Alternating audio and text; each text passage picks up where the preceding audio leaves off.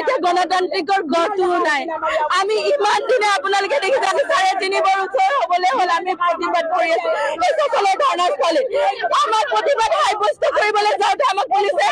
লাঠি চালনা কৰিছে আমি স্মাৰক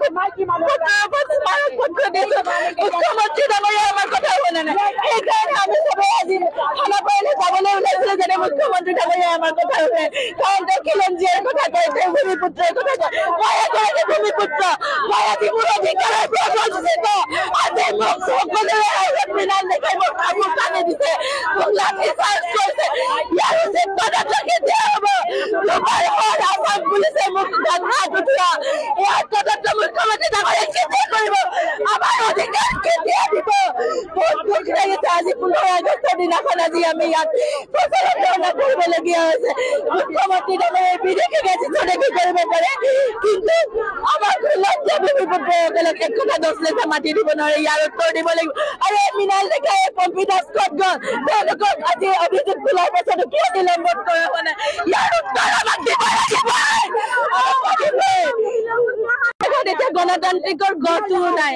আমি ইমান দিনে আপোনালোকে দেখিছে আজি 3.5 বছৰ হ'বলৈ হ'ল আমি প্ৰতিবাদ কৰি আছো এই সকলো ধৰ্ণাস্থলী আমাৰ প্ৰতিবাদ সাব্যস্ত কৰিবলৈ যাওঁতে আমাক পুলিচে লাঠি চালনা কৰিছে আমি স্মাৰক পত্ৰ দিছো মুখ্যমন্ত্ৰী ডাঙৰীয়া আমাৰ কথা শুনা নাই সেইকাৰণে আমি সবে আজি থানা পাৰিলে যাবলৈ ওলাইছিলো যেনে মুখ্যমন্ত্ৰী ডাঙৰীয়া আমাৰ কথা শুনে কাৰণ তেওঁ খিলঞ্জীয়াৰ কথা কয় তেওঁ ভূমিপুত্ৰৰ কথা কয় মই এগৰাকী ভূমিপুত্ৰ মই আজি মোৰ অধিকাৰৰ পৰা বঞ্চিত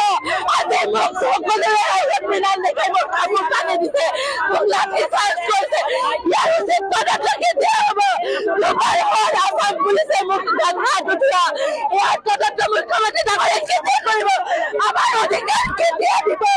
বহুত দুখ লাগিছে আজি 15 আগষ্টৰ দিনাখন আজি আমি ইয়াত প্ৰচাৰত ধৰ্ণা কৰিবলগীয়া হৈছে মুখ্যমন্ত্ৰী ডাঙৰীয়াই বিদেশী গাড়ী কৰিব পাৰে কিন্তু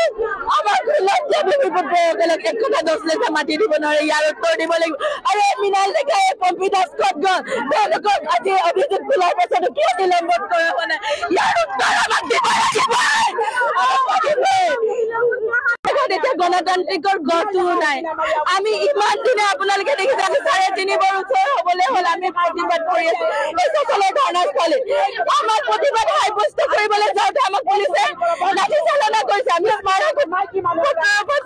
পত্ৰ দিছো মুখ্যমন্ত্ৰী ডাঙৰীয়া আমাৰ কথা শুনা নাই সেইকাৰণে আমি সবে আজি থানা পাৰিলে যাবলৈ ওলাইছিলো যেনে মুখ্যমন্ত্ৰী ডাঙৰীয়া আমাৰ কথা শুনে কাৰণ তেওঁ খিলঞ্জীয়াৰ কথা কয় তেওঁ ভূমিপুত্ৰৰ কথা কয় মই এগৰাকী ভূমিপুত্ৰ মই আজি মোৰ অধিকাৰৰ পৰা বঞ্চিত